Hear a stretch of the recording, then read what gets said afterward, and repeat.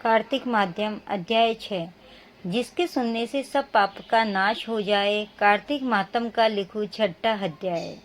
नारद जी बोले, जब 2 घड़ी रात बाकी रहे तब तुलसी की मृत्तिका, वस्त्र और कलश लेकर जलाशय पर जाएं। कार्तिक में जहाँ कहीं भी प्रत्येक जलाशय के जल में स्नान करना चाहिए। गर्म जल की अपेक्षा ठंडे जल में स्नान करने से 10 गुना पुण्य होता है। उससे 100 गुना पुण्य बाहरी कुएं में जल में स्नान करने से होता है। उससे भी अधिक पुण्य पोखर में स्नान करने से होता है। उससे 10 गुना झरनों में और उससे भी अधिक पुण्य कार्तिक में नदी स्नान करने से होता है। उससे भी 10 गुना पुण्य वहाँ होता है जहाँ 2 नदियों का संगम हो, और यदि कहीं 3 नदियों का संगम हो तब तो पुण्य की कोई सीमा ही नहीं। स्नान से पहले भगवान का ध्यान करके स्नानार्थ संकल्प करना चाहिए। फिर तीर्थ में उपस्थित देवताओं को क्रमशः अर्घ, आचमनीय आदि देना चाहिए। अर्घ मंत्र इस प्रकार हैं। हे कमलनाथ, आपको नमस्कार है। हे जलाशय भगवान, आपको प्रणाम है। हे ऋषिकेश, आपको नमस्कार है। मेरे दिए गए अर्घ को आप ग्रहण करें। बैकुंठ, प्रयाग तथा बद्रिकाश्रम में जहाँ कहीं भगवान विष्णु गए, वहाँ उन्होंने 3 प्रकार से अपना पाँव रखा था। वहाँ पर ऋषि, वेद, यज्ञों सहित सभी देवता मेरी रक्षा करते रहें। हे जनार्दन, हे दामोदर, हे देवेश, आपको प्रसन्न करने हेतु मैं कार्तिक मास में विधि विधान से ब्रह्मा मुहूर्त में स्नान कर रहा हूँ। आपकी कृपा से मेरी सभी पापों का नाश हो। हे प्रभु, कार्तिक मास में व्रत तथा विधि पूर्वक स्नान करने वाला मैं अर्घ देता हूँ।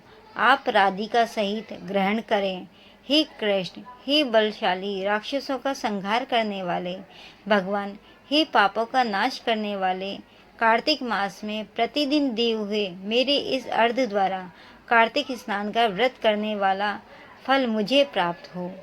तत्पश्चात विष्णु, शिव तथा सूर्य का ध्यान करके जल में प्रवेश कर नाभि के बराबर जल में खड़े होकर विधि पूर्वक स्नान करना चाहिए।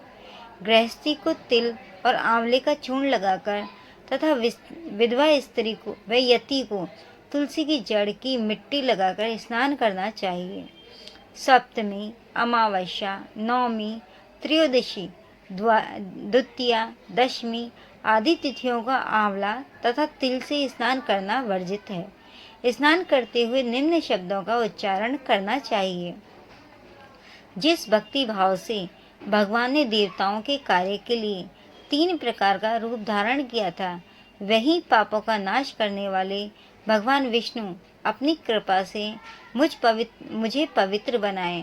जो अमनुष्य भगवान विष्णु की आज्ञा से कार्तिक व्रत करता है, उसकी इंद्रादि सभी देवता रक्षा करते हैं। इसलिए वह मुझको पवित्र करें। बीजों, रहस्यों तथा यज्ञों सहित वेद के मंत्र, कश्यप आदि ऋषि, इंद्रादि देवता मुझे पवित्र करें। अदिति आदि सभी नदियाँ, यज्ञ, सिद्ध, सर्प और समस्त औषधियाँ व तीनों लोगों के पहाड़ मुझे पवित्र करें। इस प्रकार कहकर स्नान करने के बाद मनुष्य को हाथ में पवित्री धारण कर के देवता, ऋषि, मनुष्यों तथा पितरों का विधि पूर्वक तर्पण करना चाहिए। तर्पण करते समय तर्पण में जितने तिल रहते हैं उतने वर्ष पर्यंत व्रती के पितृगण स्वर्ग में वास करते हैं। उसके बाद व्रती को जल से निकलकर शुद्ध वस्त्र धारण करने चाहिए। सभी तीर्थों के सारे कार्य से निवृत्त होकर पुनः भगवान विष्णु का पूजन करना चाहिए। सभी तीर्थों के सारे देवताओं को स्मरण करके भक्ति पूर्वक सावधान होकर चंदन, फूल और फलों के साथ भगवान विष्णु को फिर से अर्घ देना चाहिए। अर्घ के मंत्र का अर्थ इस प्रकार है। मैंने पवित्र कार्तिक मास में स्नान किया है। हे विष्णु, राधा के साथ आप मेरे दिए अर्घ को ग्रहण करें।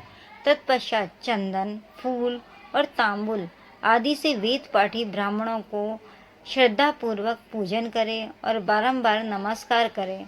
ब्राह्मणों के दाएं पांव में तीर्थों का वास होता है, मुंह में वेद और समस्त अंगों में देवताओं का वास होता है।